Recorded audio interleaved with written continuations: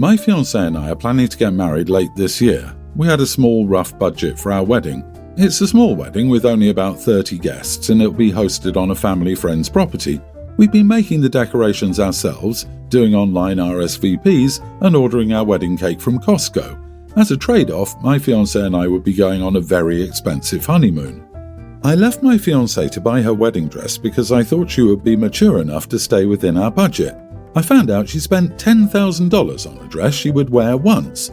She argued that it was her dream wedding dress and that she'd compromised on having an ugly wedding for me. I had no idea she felt that way because she never expressed it.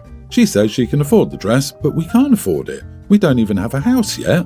We can't afford both the dress and the honeymoon trip, and I'm sure the dress was custom made and can't be returned. I immediately cancelled our honeymoon trip. It was booked through an agency and we had insurance, so we only lost out on $250 each.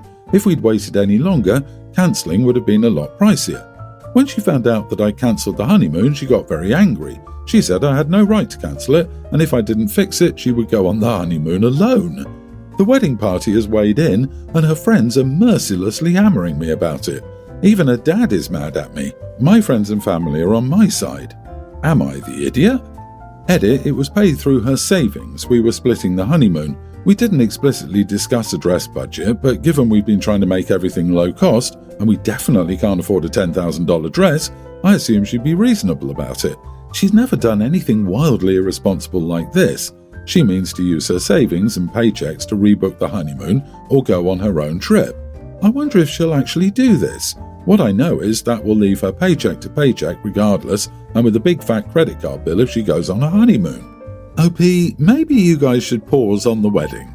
There is a significant dispute on finances. $10,000 is a lot, especially if you're trying to save money.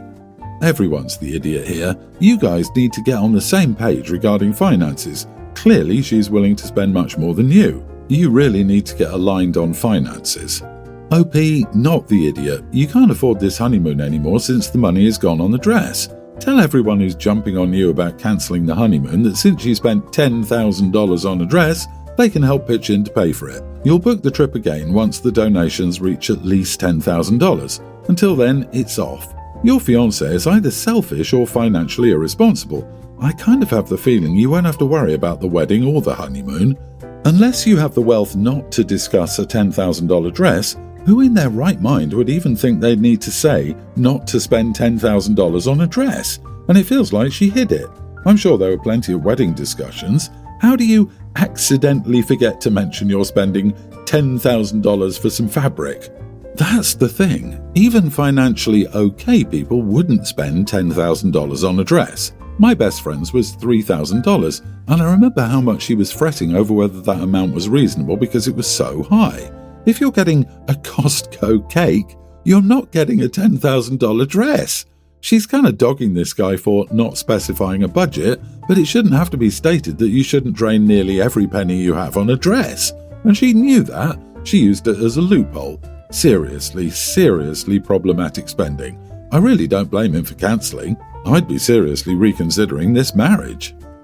I was at my boyfriend's family home. I'm a nurse. My son burnt himself on the grill by smacking his forehead while playing. He had a little burn. I went to the bathroom to clean it up and put some cold water on it. My boyfriend's great-grandmother's there. There might be some cultural differences between them as they are Latina, but she insists on putting butter on my kid's burns.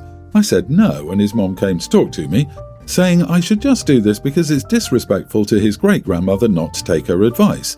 She's almost 100. I told his mother it's disrespectful of them not to listen to me about treating my own child, and I'm a nurse, so I'm not putting butter on a small burn. The woman in my family tried to bully me again about the butter, and I finally got mad and said butter is for cooking. Why would I want it on the burn? I saw his mom try to put it on my kid, and I said no damn butter. I took my kid and left. My boyfriend said I shouldn't treat his family like that and just let them do it. In his culture, elders are important. I said in my culture, my boundaries and health are more important than your grandma's ego. We haven't talked since, and my friend said I was being insensitive to my boyfriend and his family. Am I the idiot for being culturally insensitive about butter? Edit, my boyfriend is not the father of my son. I'm divorced. Not the idiot, this is about the well-being of your child. You do not put butter on burns. I was taught this 34 years ago in first aid in basic training. You're a nurse. You have greater knowledge of these matters than 99% of the population. You're not being culturally insensitive. You're being sensible. Your boyfriend and your friends are being idiots. Maybe show them medical websites that advise against putting butter on burns. Perhaps ask them if they feel it's fair to endanger your own child to perpetrate a harmful myth. Or just tell them to screw off. Butter on a burn is an old home remedy that is harmful rather than helpful. The grease causes the butter to retain more heat, which makes the burn worse. Child's health is more important than respect of old wives' tales. Tell your boyfriend it is your cultural tradition to follow scientific medical advice. Why is respect always a one-way street? What other nonsense will you have to tolerate from these elders? Respecting elders does not mean blind obedience to everything they say. You've just been shown the behaviour of the family you'll potentially marry into someday. If they treated me like this, I'd be seriously considering the future of this relationship. My husband, 39, and I, 37 female, have been married for 11 years and have 3 kids, pre-tween, a young grammar schooler and a toddler. We both work full-time and our 2 oldest kids are becoming more active in sports and activities, so our daily lives are hectic. To maintain a sense of self, I have a happy hour every Tuesday with friends. Sometimes it's just an appetizer and a drink and I'm home in an hour or so, but other times we all get full meals and gossip for 3 or 4 hours. Last night was one of the long gossiping nights because one of my friends had gone through a breakup. My husband sent me a text around 7:30 p.m. asking when I was going to be home because he was having trouble getting our toddler to bed and needed help. I cut the evening short and got home shortly after 8 p.m. When I got home, my husband was reading to our 2 oldest kids and getting them settled into bed. I asked him where our youngest was, and he said she was in our room. I found her lying in our bed, and it was obvious she'd been crying. She gave me a big hug right away, and I consoled her and brought her to her room, where she fell asleep pretty much immediately. I asked my husband what the big deal was, and he told me that she was refusing to go to bed without me and was screaming at him and throwing tantrums. So he left her in our room while he read to the other kids. I told him that didn't seem like a good reason for him to make me cut my only social time short. He told me that he'd just asked when I was coming home. He never told me that I needed to come home right away. He said it took me over 30 minutes to get home anyway, so I must have kept talking for a while.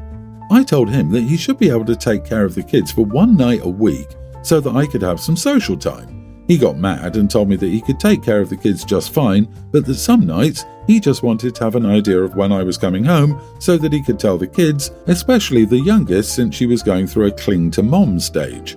He said the open-ended happy hour that turns into a 3-hour meal isn't working for him anymore, and he needs me to give him a more structured plan. I told him about my friend's breakup and why we'd been talking so long, and he told me that he didn't care about whatever gossip we were talking about. He said he just wants me to be cognizant and aware that not giving him an expected time to be home makes it more difficult for him to plan the night out for the kids. He said he's glad I'm getting social time, but that I need to be more respectful of how that impacts him and the kids at home. He also said that my comment about him needing to be able to take care of the kids was a low blow and that he would never say anything like that to me. I told him that 1 night a week is not too much to ask and that he still could have handled things by himself if he just took a breath and stayed calm. I think you think he messaged you because he wanted you to come home and put the kids to bed, which would be unreasonable. However, what you describe is him asking you to keep him updated on your plans, which isn't unreasonable. On this basis, you are the idiot for exaggerating the issue and making him appear feckless. Info needed. What are the evening caregiving situations like the rest of the week? What is the nighttime schedule normally like? When does your husband get social time outside the home? We tag team the kids in the evening and at bedtime for the rest of the week. My husband's closest friends have moved away in recent years, so he doesn't get together with friends regularly. He may see his closest friends once or twice a year, but it's usually for a whole weekend. So you go out weekly with friends, but your husband gets to see his friends 4 days a year? What I would give for 52 nights a year away from my angels, even if it is just for an hour to wind down with friends or co-workers. Mum, you are the idiot. Your husband sounds like an absolute gem, and you should be thankful to have him. He just wants to know the plan and didn't even ask you to come home. Sounds like he doesn't even care when you get home, just that he knows what's happening. And then you insulted him and treated him like he was incompetent for asking something entirely reasonable. You say you guys tag team all those responsibilities every other night, so clearly he's a very involved parent. Just communicate your plans with him and stop dishing out low blows. I was flying from Melbourne to Dubai. I paid for a premium economy seat because it was a 14-hour flight and I wanted to be comfortable.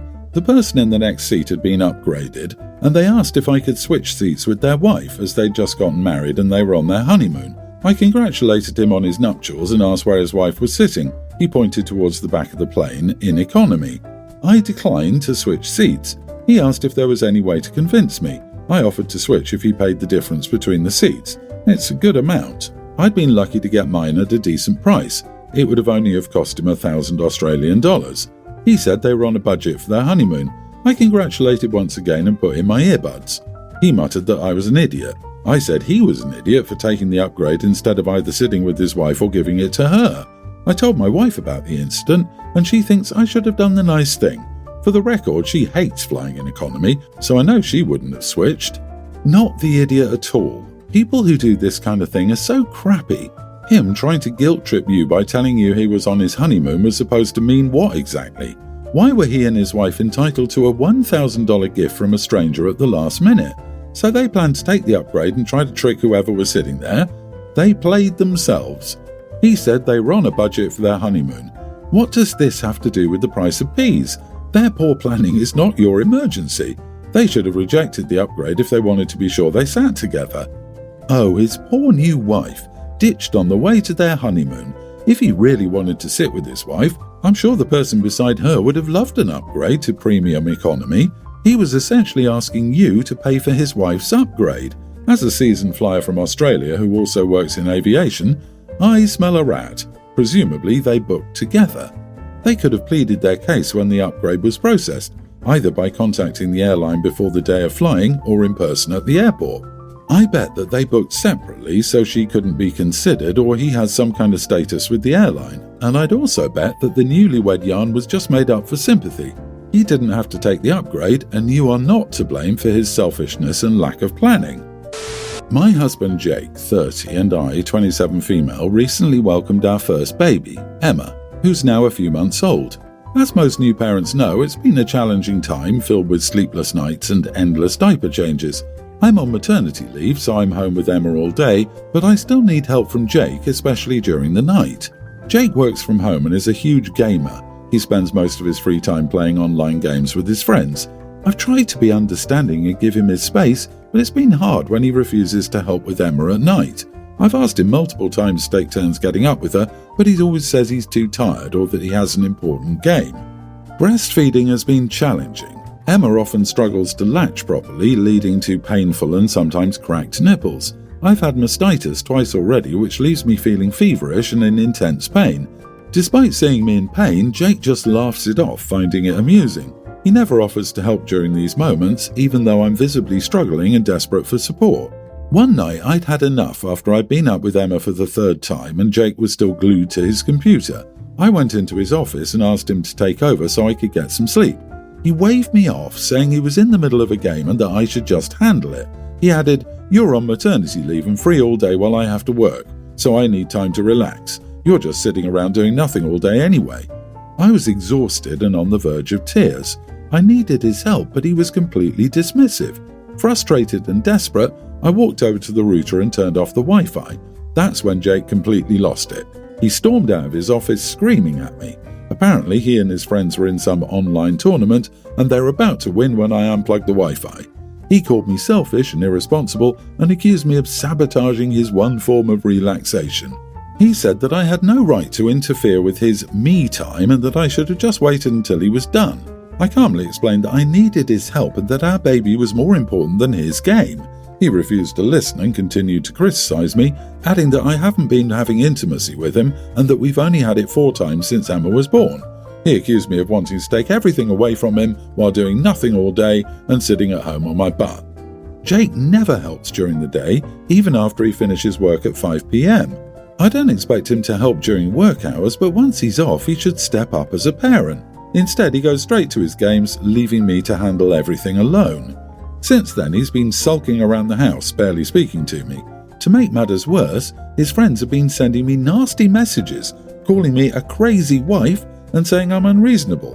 One even suggested that Jake leave me because I'm too demanding. I feel like I'm losing my mind here, just trying to get a bit of support. I'm exhausted and all I wanted was for Jake to step up and be a parent too. Instead, I'm being painted as the villain for wanting help with our newborn. Am I the idiot? As soon as he brought up the lack of intimacy, it showed who he was. If you told him you wanted it, he would stop gaming when he came home. This has to do with you not catering to his needs.